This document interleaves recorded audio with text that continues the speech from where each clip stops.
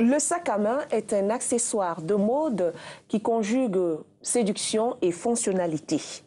Nous sommes allés à la rencontre des fabricants de cet accessoire qui reste quelque chose de très important dans la mode pour les femmes.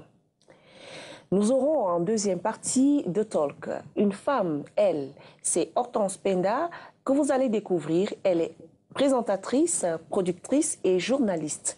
Elle vous parlera d'elle, vous allez la découvrir, ce sera dans le Talk. Bienvenue sur Beautiful, c'est le rendez-vous des personnes. Fashion.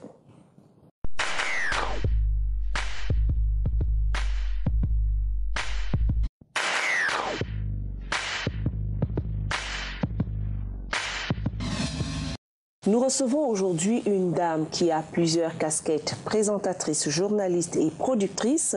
Vous avez sûrement eu à regarder une émission qu'on appelle Mbengue. Bien sûr, elle, c'est Hortense Penda qui nous fait l'honneur d'être notre invitée aujourd'hui, ce jour dans The Talk. Bienvenue Hortense, bonsoir. Merci Mireille, bonsoir et merci de m'avoir invitée. Comment vas-tu? Je vais très bien, On va se tutoyer parce que c'est quand même longtemps qu'on se connaît. Oui, on va pas faire semblant. Voilà. Oui, avec plaisir. Voilà, Hortense, c'est vrai, on t'a souvent vu comme étant via l'émission Mbengue, mais c'est vrai aussi que tu travailles chez RFI comme journaliste. Oui. Parle-nous un peu de tes débuts, comment tu es rentrée dans le journalisme et puis après tu nous diras comment tu as fait pour rentrer dans la production. D'accord, alors long parcours, j'ai commencé par le journalisme, donc je suis partie du Cameroun pour ma formation, donc j'ai suivi la formation à l'école supérieure de journalisme à Paris dans le 13e arrondissement.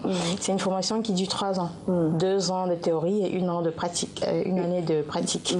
Donc en même temps que je faisais la formation, la deuxième année, je suis allée postuler à RFI et donc j'ai rencontré Amobe Mevegue qui m'a ouvert les portes, pas comme ça, parce que j'ai passé quand même un test, passé un test radio avec la réalisation et l'équipe derrière de RFI et donc ça a parti ce moment où on a donné le OK.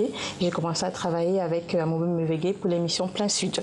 On a travaillé pendant 7 ans ensemble. Oui. Là maintenant je fais des reportages parce que l'émission Plein Sud n'existe plus. Là maintenant je fais des reportages pour le service Afrique et on a pour parler pour d'autres émissions à venir. D'accord. C'est vrai quand même que retrouver une Africaine, une Camerounaise dans une chaîne internationale de radio, on sait tous que RFI est une radio qui est très écoutée par les Africains aussi en même temps. Évidemment, justement, c'est souvent un peu bizarre parce que c'est plus écouté en Afrique qu'en Europe en fait. Mais c'est toujours bien parce que c'est pour ça qu'ils recrutent de plus en plus d'Africains. Moi je me suis battue, on se bat. On se bat. Moi, mon objectif en partant du Cameroun, c'est de rester de travailler dans un média international. Donc il y avait RFI, TV5, maintenant il y a d'autres médias, maintenant il y a France 24. Donc c'était vraiment le but que je me suis fixé. D'accord. Et je me suis battue pour ça. Et tu es arrivé, on va dire ça comme ça, ou bien tu es encore en train de... Tu es en route. Il y a RFI, il y a d'autres étapes. Il y a d'autres étapes. Bon, je continue. Et maintenant, en tant que productrice, tu te lances dans la production quand même. En Europe, c'est pas évident. Oui, se lancer dans la production. C'est vrai, c'est pas évident parce que ça coûte cher. C'est clair que la production, ça coûte cher. Mais bon, moi, j'ai des objectifs en fait où je me donne les moyens de les atteindre. Donc, je me bats pour les atteindre. Moi, je voulais absolument produire une émission qui parle des réussites, les réussites de la diaspora africaine et caribéenne. Donc, c'était mon projet depuis le départ et je me donne les moyens pour ça. C'est vrai que c'est pas évident parce que la production coûte cher, surtout en France, ça coûte vraiment plus cher qu'ici. Mais c'est vrai que quand il y a un bon retour, quand il y a les annonceurs, surtout les annonceurs qui soutiennent, ça allège un petit peu. Là, j'ai quelques annonceurs, mais il en faut encore plus. C'est une émission qui parle généralement des personnes qui ont réussi. Oui, les réussites, c'est une émission élitiste, j'assume, parce que je fais un tri. Oui, j'assume, parce que tout le temps on me dit, c'est des idiots, mais parce que le but, c'est de montrer des personnes, des vraies personnes qui réussissent sur le bon chemin. Donc, c'était vraiment ça l'objectif. Il y a des réussites qui sont pas très nettes, des réussites qui font la fierté, qui sont des références. Bon, c'est ça. Donc, je peux recevoir, par exemple, pour les Camerounais, c'est pas seulement pour les Camerounais, c'est de l'Afrique et les Antilles. Donc, je parle des Antilles, Claudicia, journaliste à France 24, Philomé, et les Camerounais, Prophète Lénan, Mano Dibango, Denise Epoter, des gens qui font vraiment, qui représentent quoi. tout ça, il le faut. Et il faut un homme. Moi, j'ai un homme qui me soutient et c'est très, très important. Parce que sinon, franchement, on ne peut pas s'en sortir. Et donc, pour les autres femmes, alors, là, qui ont du mal à décoller dans leur carrière parce qu'elles se disent peut-être qu'elles n'ont pas quelqu'un qui les accompagne, qu'est-ce que tu peux dire à ce type de femmes? Je dirais qu'il faut prier pour avoir un homme qui les soutienne moralement. Il n'y a pas que l'amour comme ça physique, il y a vraiment cet amour. Ce soutien-là, c'est très important dans la carrière. Ouais. S'il n'y a pas un homme qui vous soutienne dans votre carrière, c'est que franchement, c'est pas le vôtre. Ah ouais, ah ouais. C'est très très important. Ça fait partie de votre moitié, oui. C'est votre moitié, c'est l'équilibre. Il faut que vous racontez vos projets. Il faut qu'il vous accompagne. Il faut qu'il vous protège.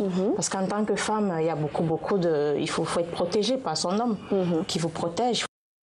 Charisme là pour vous accompagner. Sinon, on va à la dérive. On va vers la dérive ou alors on plonge carrément. Ah oui, c'est clair. Non, c'est important, cet amour. Pas seulement l'amour, ce soutien que l'homme, son homme vous apporte. C'est très très important. Et c'est vrai que des femmes ont du mal à décoller, à démarrer dans leur carrière parce qu'elles se sentent un peu intimidées ou alors elles sont timides pour pouvoir avancer. Qu'est-ce que toi, Hortense, quand tu rencontres généralement dans tes rencontres avec ces femmes, qu'est-ce que tu penses, qu'est-ce que tu peux dire à ces dames-là qui ont du mal à foncer parce que je suis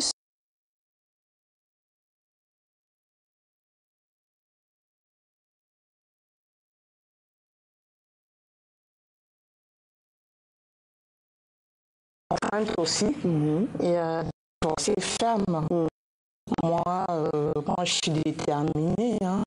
Et c'est pour ça que je dis c'est bien d'avoir un homme qui vous comprenne, qui vous motive et qui vous protège. Ouais. C'est important d'être protégé aussi par son homme, oui, parce qu'il y a beaucoup de petites tentations, beaucoup de... Oui. Donc quand on a un homme quand vous êtes protégé par son homme, ben voilà.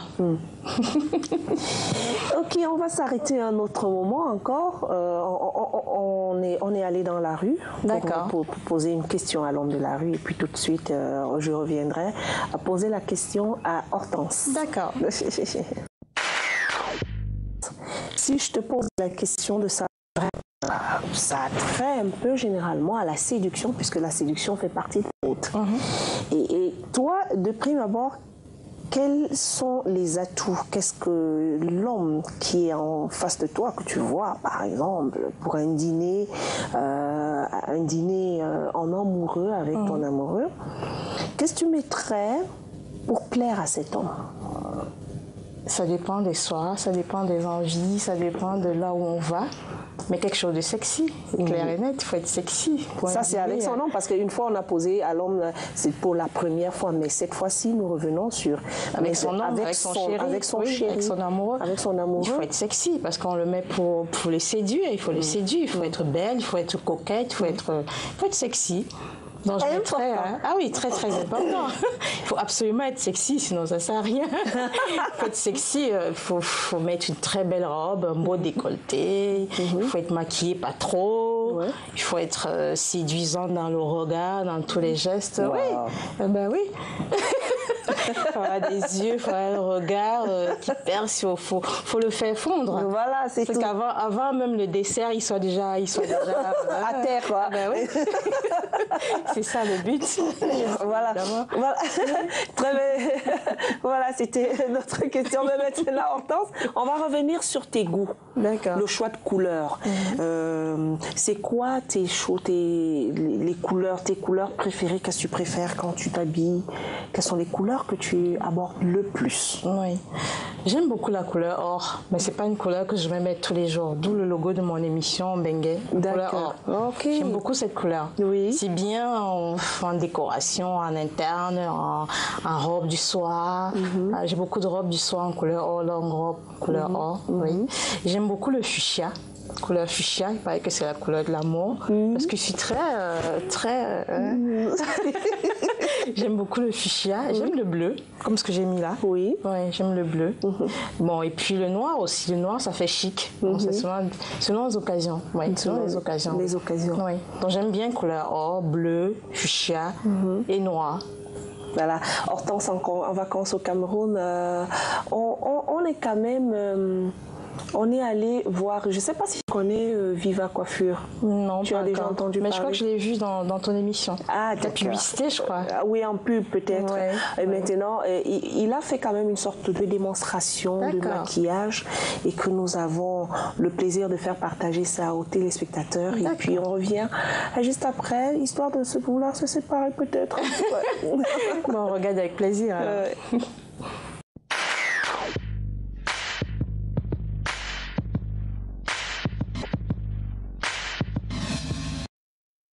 On était chez Viva Coiffure avec cette démonstration de maquillage très artistique. belle démonstration. Voilà. Et puis Hortense, tu es au Cameroun. Oui. Tu es née au Cameroun. Oui. Tu as grandi au Cameroun. Oui. Tu es juste allée faire tes études et puis tu te retrouves là-bas en train de travailler. Vie professionnelle oblige. Et puis vie maritale. Maritale, oui. Et bon, maintenant, c'est vrai que nous sommes dans une émission de mode. C'est quoi ton regard, le regard croisé que tu as des deux continents sur la mode actuellement? Et comme je disais, la mode africaine prend de plus en plus de l'ampleur en Europe. Donc il y a beaucoup de stylistes africains qui, je dirais, Sadio Bi, Iman Aïssi, pour ne citer que ceux-là, qui sont de plus en plus connus. Moi j'aime bien le mixissage, comme appelle Sadio Bi, un mélange européen et africain. Ouais. Ça fait quelque chose parce que c'est la mondialisation, c'est l'ouverture au monde. On ne va pas rester aussi toujours enfermé dans... C'est bien ce mélange-là, mais sans oublier nos tenues vestimentaires. Mais je pense que oui, la mode africaine évolue. Ça évolue en Europe. C'est beaucoup plus représenté en Europe. En Europe. Oui, représenté en Europe. Et maintenant, la mode dans le monde, c'est-à-dire la mode dans le monde, c'est quoi ton regard? Qu'est-ce que tu peux dire par rapport à cette mode-là aujourd'hui? Est-ce que les Européens ou alors les Occidentaux s'allient déjà beaucoup plus aux Africains? Je veux savoir, juste pour avoir un peu ton opinion. Oui, exactement. Puisque comme je disais, dans les défilés de mode, moi je suis allée dans 2 défilés français où ils ont des tenues, par exemple des colliers africains qu'ils ne mettaient pas avant. Ils mettent maintenant des colliers africains avec des tenues européennes. Donc l'Afrique s'impose déjà un peu plus dans ces défilés de mode-là. Puis donc je trouve que c'est quelque chose de bien. Ouais. Et Hortense, c'est quoi ton rêve? Mon rêve? Ah, j'en ai plusieurs. Hein. Ton rêve le plus fou? Alors là, j'en ai plusieurs. Juste un. J'en ai vraiment plusieurs. Garde les autres juste un. Bon, donne-nous 2. Ouais, le plus fou. Vivre éternellement. Vivre éternellement. Oui. Voilà mon rêve le plus fou. Ou alors atteindre au moins 85 ans. Oui. Ouais. Mais en même temps, j'ai plein de rêves. Hein. Il y a des rêves professionnels, il y a des rêves coquins, il y a des rêves... Non, il y en a plein. Je veux le rêve professionnel et tu as attiré mon attention. Le rêve coquin. Ça, je dirais à l'oreille. Professionnel, ben, c'est d'aller plus loin, c'est de produire d'autres concepts, pour d'autres chaînes de télévision, c'est d'aller plus loin, c'est de montrer les réussites africaines et caribéennes sur le plan international et de produire évidemment d'autres concepts. D'accord, on va se séparer maintenant. Qu'est-ce que tu peux dire aux téléspectateurs puisqu'on va se séparer? De Beautiful. Les téléspectateurs de Beautiful, qu'est-ce que tu peux leur dire? Ben, que je suis ravie d'être là et ça me ferait plaisir. Je suis très contente d'être avec vous et à très bientôt. Merci Hortense Penda. C'était Hortense Penda dans nos talks aujourd'hui. On espère que vous avez apprécié l'échange et que vous avez quand même tiré quelque chose d'elle. Vous avez peut-être une idée de qui est Hortense Penda aujourd'hui. On se retrouvera une autre fois pour une autre édition avec de nouveaux invités et surtout encore un nouveau truc qui vous apportera quelque chose. Be beautiful. À la semaine prochaine.